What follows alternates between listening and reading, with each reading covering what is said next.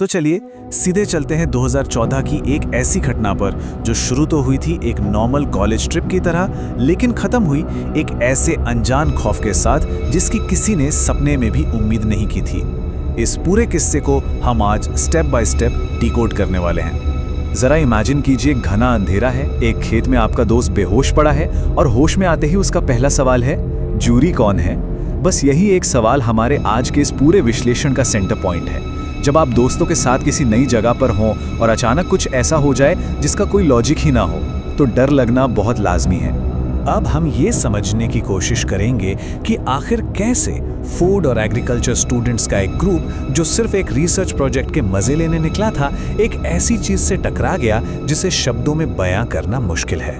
ये पूरी घटना हमें इंसान के डर, उसके मनोविज्ञान और अनजान शक्तियों को लेकर हमारे रिएक्शन के बारे में बहुत कुछ बताती है। Section 1, the Assam T project. तो कहानी शुरू होती है वीर नाम के एक स्टूडेंट से। बात उनके दूसरे सेमेस्टर की है, जब उन्हें एक फूड प्रोडक्ट पर अपना एक कंपल्सरी रिसर्च प्रोजेक्ट पूरा करना था।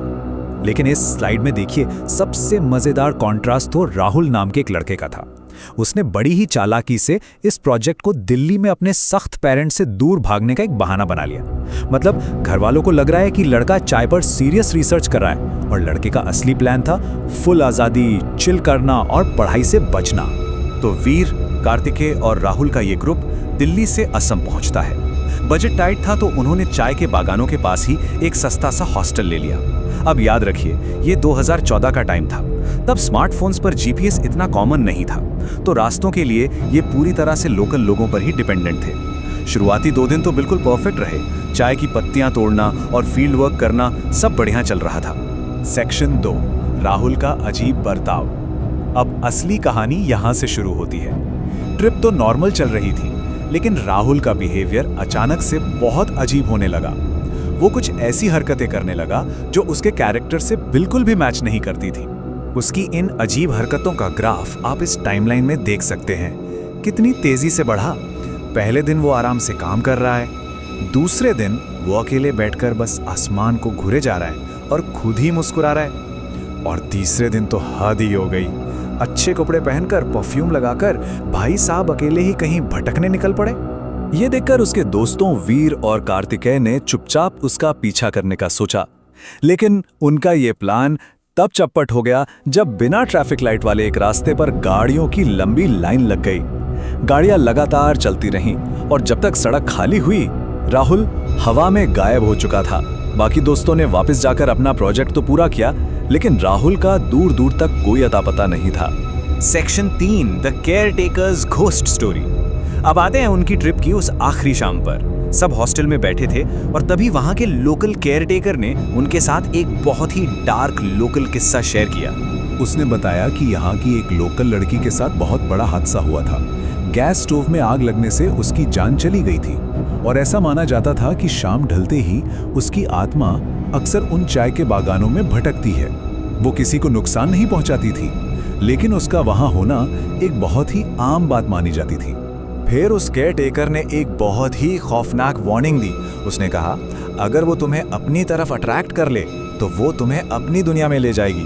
उसने बताया कि पास्ट में गांव के 2 लड़के ऐसे ही गायब हो चुके थे और इसीलिए गांव वालों ने रूल बना लिया था कि अगर वो आत्मा कभी दिखे भी तो उसे पूरी तरह से इग्नोर कर देना है। खैर, शहर के कॉलेज स्टूडेंट्स फुल कॉन्फिडेंस में उन्होंने इस पूरी कहानी को सिरे से खारिज कर दिया। उन्होंने उस केयरटेकर की सीरियस वार्निंग का जम के मजाक उड़ाया और हंसते हुए इसे बस एक अंधविश्वास बोलकर टाल दिया। Section 4, the search for Rahul. लेकिन अगले ही पल देखते हैं कि कैसे ये माहौल बदलता है। रात के 9 बजते ही उनकी सारी हंसी मजाक अचानक सन्नाटे में बदल गई, क्योंकि वीर को रियलाइज हुआ कि राहुल अभी तक लौट कर नहीं आया था। अब असली पैनिक शुरू हुआ। उन्होंने तुरंत पड़ोसियों के साथ मिलकर एक सर्च ऑपरेशन शुरू किया। सबसे पहले वो सड़क पर गए जहां राहुल को आखिरी बार देखा गया था। अंधेरी रात में जोर जोर से उसका नाम पुकारा। शोर सुनकर आसपास के लोग भी आ गए और आखिरकार वो उन्हें पास के ही एक घने अंधेरे खेत में बेसुध पड़ा मिला। लेकिन उसकी हालत, उसे इस हालत में देखना सच में रोंगटे खड़े करने वाला था। वो पूरी तरह से अनकॉन्शियस था। उसके होंठ एकदम नीले पड़ चुके थे और शरीर बर्फ की तरह ठंडा। इस एक सीन ने उन लड़कों का सारा ओवर कॉन्फिडेंस चकनाचूर कर दिया और अब उन्हें समझ आ गया था कि खतरा बिल्कुल रियल है। Section 5 meeting jury. वो लोग बिना टाइम वेस्ट किए राहुल को पास की एक दुकान में ले गए। आग जलाकर उसके बर्फ जैसे ठंडे शरीर को गर्माहट दी गई। जैसे तैसे उसे होश आया, लेकिन वो गहरे सदमे में था और होश में आते ही उसने गांव वालों से जो सबसे पहला सवाल पूछा वो किसी जूरी नाम की लड़की के बारे में था। जूरी, ये नाम सुनते ही वहां खड़े सारे गांव वाले लिटरली सुन पड़ गए। केयरटेकर ने भारी आवाज में कंफर्म किया कि जूरी वही आत्मा है जिसके बारे में उसने कुछ ही घंटे पहले उन सबको वार्न किया था। ये वो मोमेंट था जब पूरे कमरे में एक अजीब सा खौफ फैल गया। फिर राहुल ने जो बताया उसकी टाइमलाइन सुनकर तो किसी के भी रोंगटे खड़े हो जाएं। उसने बताया कि वो पहले ही दिन से छुप छुप कर उससे मिल रहा था। वो उसके नॉर्मल और खूबसूरत रूप से इतना ऑब्सेस्ड हो गया था कि पहली रात वो हॉस्टल के बाहर उससे मिला, उसका नाम जाना और इस आखिरी शाम भी वो खेत में बिल्कुल खामोशी से उसी के साथ खड़ा था। खेत में उनकी उस खामोश और अजीब सी मुलाकात को जूरी के बस एक ही सवाल ने तोड़ा। उसने पूछा, क्या तुम मेरे साथ चलोगे? लेकिन ठीक उसी पल राहुल को अपने दोस्तों के पुकारने की आवाजें आईं, जिससे उसका ध्यान थोड़ा भटक गया। और जैसे ही वो वापस जूरी की तरफ मुड़ा, वहां कोई नहीं था। वो हवा में गायब हो चुकी थी। अचानक उसे ये भयंकर रियलाइजेशन हुआ कि वो इतने दिनों से किसी इंसान नहीं बल्कि एक आत्मा के साथ था। सच्चाई के इस अचानक लगे झटके ने उसे इतना डरा दिया कि वो वहीं जमीन पर बेहोश होकर गिर पड़ा। सेक्शन 6 हार्मलेस स्पिरिट्स अमंग अस। तो इस भयानक रात के बाद क्या हुआ? अगली सुबह सबसे बुरा होने के डर से पूरे ग्रुप ने तुरंत दिल्ली वापस भागने का फैसला किया। लेकिन जाने से पहले वो अपनी शांति और किसी भी नेगेटिव एनर्जी को दूर करने के लिए एक मंदिर गए। अब इस पूरी घटना का जो एंड रिजल्ट है वो आपको हैरान कर देगा। जूरी ने राहुल को कभी कोई नुकसान नहीं पहुंचाया।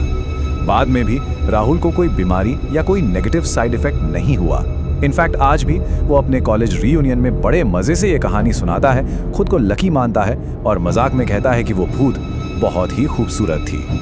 ये लोकल किस्सा हमें कोएग्जिस्टिंग एनर्जीज यानी सह अस्तित्व वाली ऊर्जाओं के बारे में एक बहुत गहरी बात सिखाता है।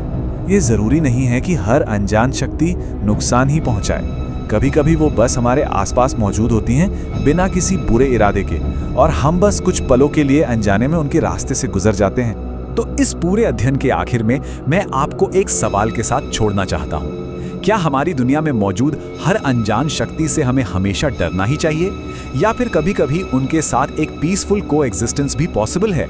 जरा सोचिएगा। इस दिलचस्प सफर में हमारे साथ बने रहने के लिए बहुत बहुत शुक्रिया।